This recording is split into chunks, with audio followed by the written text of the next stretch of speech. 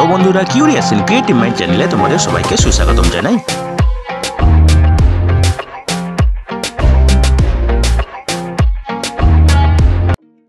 Hello বন্ধুরা, তোমরা সবাই কেমন আছো? আশা করি তোমরা সবাই ভালো আছো। তো আমরা আজকের এই ভিডিওতে সিআরপিএফ নিয়োগের ব্যাপারে আলোচনা করব। তো বন্ধুরা, এই নিয়োগের সমস্ত খুঁটিনাটি তোমাদের দেখাবো, বলবো, তোমরা দেখতে থাকো যাতে তোমরা কোনো কিছু মিস না করো। তো বন্ধুরা দেখো, এই নিয়োগ বিজ্ঞপ্তির মাধ্যমে জেনারেল ডিউটি কনস্টেবল নিয়োগ করা হবে সিআরপিএফে, এবং যারা মেরিটোরিয়াস স্পোর্টস পারসন আছে, খেলাধুলাতে খুব দক্ষ ব্যক্তি আছে, তারা এখানে আবেদন করতে পারবে। ঠিক আছে। তো বন্ধুরা দেখো, এখানে পুরুষ এবং মহিলা দুজনেই আবেদন করতে পারবে। টোটাল ভ্যাকেন্সি আছে 169টি, এবং এই পদগুলি নন গেজেটেড এবং নন মিনিস্ট্রিয়াল পদ। ঠিক আছে। এবং গ্রুপ সি ক্যাটাগরিতে টেম্পোরারিলি এবং পরে পার্মানেন্ট হতে পারে। ঠিক আছে। তো দেখো, এখানে তোমাদেরকে অনলাইন আবেদন করতে হবে। ঠিক আছে। এবং আবেদন করতে পারবে তোমরা 2024 ফেব্রুয়ারির 15 তারিখে রাত্রি 12টা অবধি। ঠিক আছে। তো দেখো, জিমন্যাস্টিকে আছে টোটাল 6টি ভ্যাকেন্সি। ঠিক আছে। এরপরে দেখো, জুডোতে আছে টোটাল 6টি ভ্যাকেন্সি। ঠিক আছে। উশুতে আছে টোটাল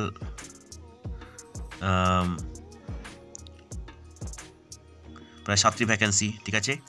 এরপরে দেখো, ভ্যাকেন্সি আছে শুটিংয়ে, বক্সিংয়ে, ঠিক আছে, অ্যাথলেটিক্সে, আর্চারিতে, রেসলিং, ফ্রি স্টাইল। এরপরে দেখো, Greco roman, taekwondo, water sports, kayak, canoe, rowing, body building, weight lifting,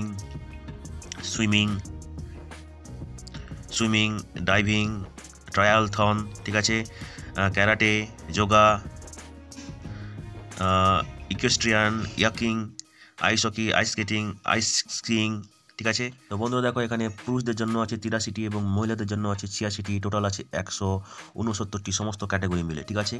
তো বন্ধুরা দেখো, এই নাম্বারগুলি টেন্টেটিভ, এগুলো বাড়তে পারে, কমতে পারে। তবে তোমরা এই ওয়েবসাইটে গিয়ে, যেটা হলো https:/recruitment.crpf.gov.in, এখানে গিয়ে চেক করতে পারো। ঠিক আছে। তো দেখো, এখানে তোমাদের বেতন হবে 7 পে কমিশনের ম্যাট্রিক্স অনুযায়ী 21,700 থেকে 69,100 টাকা। ঠিক আছে। তো বন্ধুরা দেখো, অন্যান্য যে অ্যালাউন্স, সেগুলো কিন্তু সেন্ট্রাল গভর্নমেন্টের এমপ্লয়িদের যেগুলো দেওয়া হয় সেগুলো তোমরা পাবে, এবং তোমরা পেনশন বেনিফিট পাবে।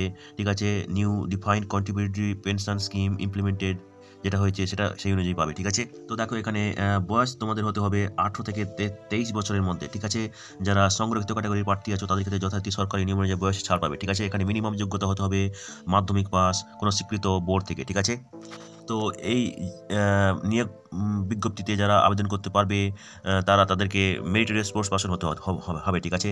তো তোমাদেরকে স্টেট, কান্ট্রি অথবা national reputation game, national championship, junior, senior, international championship, ঠিক আছে, ফেডারেশন, অ্যাসোসিয়েশন, এইসব ইভেন্টে যারা তোমরা পার্টিসিপেট করেছো, তারা কিন্তু এখানে আবেদন করতে পারবে। ঠিক আছে।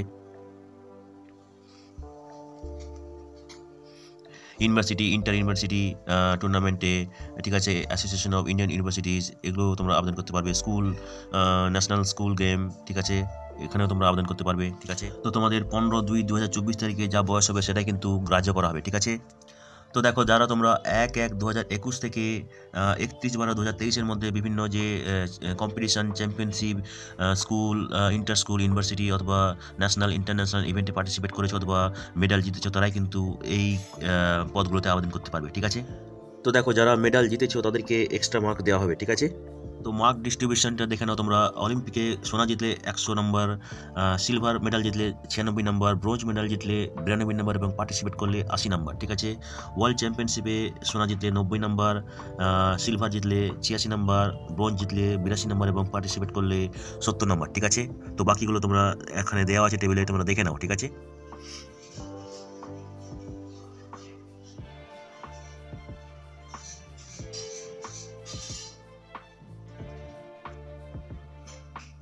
তো দেখো, প্রথম প্রেফারেন্স তাদেরকে দেওয়া হবে যারা দেশের জন্য মেডাল জিতেছে, সিলভার, গোল্ড, সিলভার, ব্রোঞ্জ কোনো ইন্টারন্যাশনাল চ্যাম্পিয়নশিপে, জুনিয়র, সিনিয়র অথবা ইউথ ক্যাটাগরিতে। ঠিক আছে। সেকেন্ড প্রেফারেন্স তাদেরকে দেওয়া হবে যারা মেডাল জিতেছে অথবা third place of the senior অথবা জুনিয়র ন্যাশনাল চ্যাম্পিয়নশিপে পেয়েছে। ঠিক আছে। তো বন্ধুরা দেখো, ফিজিক্যাল স্ট্যান্ডার্ডটা যারা জেনারেল ক্যাটাগরি আছে তাদের ক্ষেত্রে উচ্চতা হতে হবে 170 সেন্টিমিটার, পুরুষদের ক্ষেত্রে 157 সেন্টিমিটার, মহিলাদের ক্ষেত্রে, এবং চেস্ট পুরুষদের ক্ষেত্রে 80 সেন্টিমিটার, ঠিক আছে। যারা গাড়ওয়ালি এবং গোর্খাজ ডোগরাজ এই ক্যাটাগরি আছে তাদের ক্ষেত্রে উচ্চতা পুরুষদের ক্ষেত্রে 165 সেন্টিমিটার, মহিলাদের ক্ষেত্রে 155 সেন্টিমিটার এবং পুরুষদের ক্ষেত্রে বুকের ছাতি 78 সেন্টিমিটার হতে হবে, ঠিক আছে। যারা উত্তর পূর্ব ভারতের রাজ্য থেকে যেমন অরুণাচল প্রদেশ, মণিপুর, মেঘালয়, মিজোরাম, নাগাল্যান্ড, সিকিম, ত্রিপুরা এবং গোর্খা টেরিটোরিয়াল অ্যাডমিনিস্ট্রেশন, দার্জিলিং তাদের ক্ষেত্রে উচ্চতা পুরুষদের ক্ষেত্রে 162.5 এবং মহিলাদের ক্ষেত্রে 152.5 এবং পুরুষদের বুকের ছাতি 77 সেন্টিমিটার হতে হবে, ঠিক আছে। যারা এসটি ক্যাটাগরির পদে আবেদন করবে তাদের ক্ষেত্রে 162.5 সেন্টিমিটার উচ্চতা হতে হবে পুরুষদের ক্ষেত্রে এবং মহিলাদের ক্ষেত্রে 150 সেন্টিমিটার হতে হবে। পুরুষদের বুকের ছাতি 76 সেন্টিমিটার এবং যারা নর্থ ইস্টার্ন স্টেট থেকে এসটি ক্যাটাগরিতে আবেদন করবে তাদের ক্ষেত্রে উচ্চতা হতে হবে 157 সেন্টিমিটার পুরুষদের ক্ষেত্রে এবং মহিলাদের ক্ষেত্রে 147.5 সেন্টিমিটার মহিলাদের ক্ষেত্রে, ঠিক আছে। পুরুষদের বুকের ছাতি 76 সেন্টিমিটার হতে হবে, ঠিক আছে। বন্ধুরা তোমরা এই ওয়েবসাইটে যাবে https:/recruitment.crpf.gov.in, এখানে গিয়ে আবেদন করবে। অনলাইনে আবেদন করার শেষ তারিখ হলো 2024 ফেব্রুয়ারির 15 তারিখ রাত্রি 12টা অবধি, ঠিক আছে।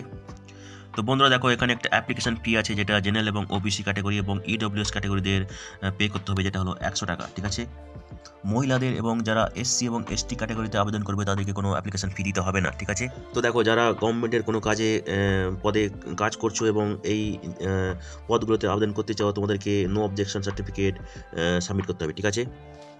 তো বন্ধুরা দেখো যারা ডকুমেন্টেশন কোয়ালিফাই করবে তাদেরকে ফিজিক্যাল স্ট্যান্ডার্ড টেস্ট বা পিএসটির মধ্য দিয়ে যেতে হবে, ঠিক আছে। যারা ফিজিক্যাল স্ট্যান্ডার্ড টেস্টে কোয়ালিফাই করবে তাদেরকে ডিটেল মেডিকেল এক্সামিনেশন করা হবে এবং তার উপরে ভিত্তি করে ফাইনাল মেরিট লিস্ট তৈরি করা হবে, ঠিক আছে। তো বন্ধুরা দেখো কোনো জিজ্ঞাসা বা কমপ্লেন বা ক্লারিফিকেশনের জন্য তোমরা এই নম্বরে ফোন করতে পারবে, যেটা হলো 011-261-60255, ঠিক আছে। তো দেখো এই টেবিলে মহিলাদের বয়স এবং অনুযায়ী কেমন উচ্চতা হবে সেটা দেওয়া আছে, তোমরা দেখে নাও, ঠিক আছে। এবং এখানে পুরুষদের জন্য বয়স অনুযায়ী উচ্চতা কেমন হবে তা দেওয়া আছে, ঠিক আছে।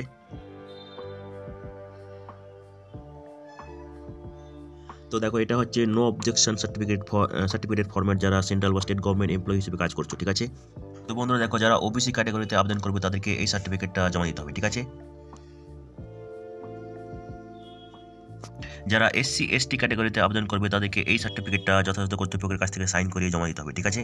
যারা ইডব্লিউএস ক্যাটাগরিতে আবেদন করবে তাদের ক্ষেত্রে ইনকাম এবং অ্যাসেট সার্টিফিকেটের এই ফর্মটা যথাযথ কর্তৃপক্ষের কাছ থেকে সাইন করে জমা দিতে হবে, ঠিক আছে। উচ্চতা এবং বুক মাপার ক্ষেত্রে তোমরা যদি রিল্যাক্সেশন চাও তাহলে তোমাদেরকে এই ফর্মটা ভরে সাবমিট করতে হবে, ঠিক আছে। এবারে দেখো এটা হচ্ছে মেডিকেল এক্সামিনেশনের রিভিউ ফর্ম, ঠিক আছে।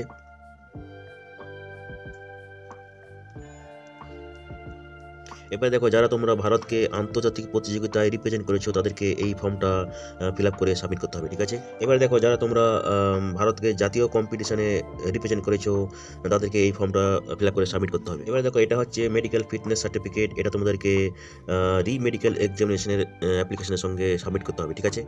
তো বন্ধুরা আজকের এই ভিডিওতে আমরা যে কাজের খবরটা নিয়ে আলোচনা করলাম আশা করি সেটা তোমাদের কাজে লাগবে। তোমরা যারা আবেদন করতে ইচ্ছুক তোমরা এলিজিবল নাকি চেক করে সমস্ত কিছু ডকুমেন্ট জোগাড় করে শেষ তারিখের আগে আবেদন করে দিও, ঠিক আছে। তো বন্ধুরা পাশে থেকো, দেখতে থেকো, আর ভিডিওটি ভালো লাগলে তবে একটা লাইক দেবে আর সাপোর্ট করবে, আর ভিডিওটি তোমাদের জানাশোনাদের সঙ্গে অবশ্যই শেয়ার করবে। আর নতুন ভিউয়ার্সরা অবশ্যই আমাদের চ্যানেলটিকে সাবস্ক্রাইব করে রাখবে যাতে করে তোমরা এই ধরনের নতুন নতুন কাজের খবর নিয়মিতভাবে পেয়ে যেতে পারো। তো বন্ধুরা ভালো থাকবে, সুস্থ থাকবে, দেখা হবে তাহলে পরের ভিডিওতে আবার।